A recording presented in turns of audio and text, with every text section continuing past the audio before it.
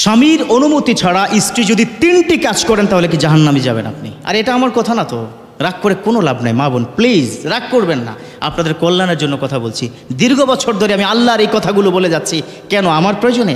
No, never. আপনাদের কল্যাণে এইটা আপনারা শেয়ার করে দিবেন, আপনার পাশের কি ঘরের কি বোনকে বলে দিবেন, মোবাইলে শেয়ার করে দিবেন। কারণ হচ্ছে আমরা হয়তো এই ভুলগুলো করে যাচ্ছি, আমরা বুঝতে পারছি না, অথচ এই ভুলটা করলে আপনি জাহান্নামে যাবেন। আমার রাসূল সাল্লাল্লাহু আলাইহি ওয়াসাল্লাম মেরাজের রাত্রিতে জান্নাত জাহান্নাম ঘুরলেন, সাথে ছিলেন জিবরিল আমিন। জিজ্ঞেস করলেন, ও জিবরিল আমিন ভাই, ওই জাহান্নামের মধ্যে অধিকাংশ নারী কেন জাহান্নামী? আকসারুন নাস ফিল মারআ, অধিকাংশ নারীরাই হচ্ছে জাহান্নামে। কেন? তারা কেন জাহান্নামে? তখন হযরত জিবরিল আমিন বললেন, ও নবী, তারা স্বামীর অবাধ্য ছিল। তখন তারা এত অবাধ্য ছিল, বুঝতে পারে নাই যে এই ভুলগুলো করেছে। বুঝতে না পারার কারণে রব্বে কারীম আজ তাদের জাহান্নামে দিয়ে দিয়েছে। ভুল করেছেন আপনারা, হয়তো বুঝতে পারেন নাই, অ্যাভেলেবেল করছেন। আমি যখন 3টার কথা বলবো বলবেন, হায় হুজুর আমি তো ভুলগুলো কি করে ফেলছি, কি করব? স্বামীর কাছে গিয়ে একান্তে ক্ষমা চাবেন, আমি জাহান্নামে যেতে চাই না, আমি জাহান্নামে যেতে চাই না, প্লিজ আমাকে ক্ষমা করে দাও, এভাবে বলবেন ইনশাআল্লাহ তাআলা। 1 নম্বর হচ্ছে চাকরি করা যাবে না স্বামীর অনুমতি ছাড়া। এই তো এখন রাগ করেছে আমাদের দেশের অনেকে, এখন রাগ করবে, হুজুর ফাইজলামি পাইছেন, চাকরি করব না কেন? আরে চাকরি আপনি করবেন, কে বলেছে করবেন না? আমাদের দেশে মহিলা কি ডাক্তারের কি প্রয়োজন আছে না নাই? আছে। নার্সের কি প্রয়োজন আছে না নাই? আছে।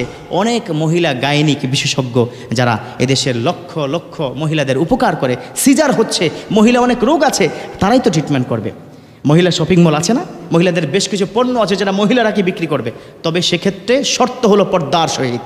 মনে রাখতে হবে 4টি বিষয় যদি মানে নারীরা জান্নাতে যাবে। এটা আমার কথা নয়, এটা আমার রাসূল বলেছেন। আরবা আমাল আল্লাহু দাখালা ফিল জান্নাহ, আল্লাহ তাদেরকে জান্নাত দান করবেন 4টি কাজ করলে। এর মধ্যে একটা মোস্ট ইম্পর্টেন্ট হচ্ছে পর্দা করা।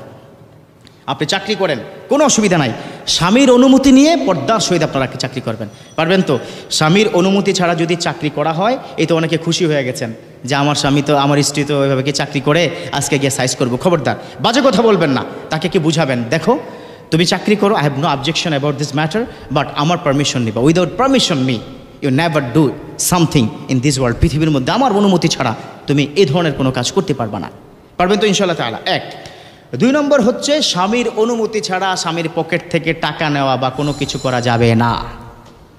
এটা হয়ে যাবে চুরি। চুরি বুঝেন তো?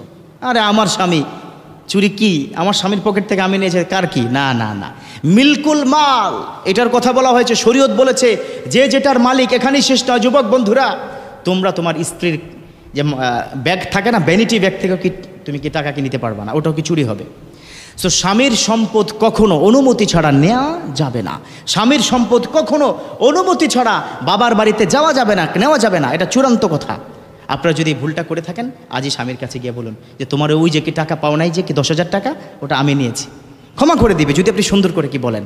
সো স্বামীর অনুমতি ছাড়া কোনো সম্পদ, কোনো কিছু নিজে ব্যবহারও কি করা যাবে না, ইভেন এটা কি বাবার বাড়িতে দেওয়া যাবে না। এমনকি স্বামীর অনুমতি ছাড়া কোনো ভিক্ষুককে আপনি কি দান করতে পারবেন না।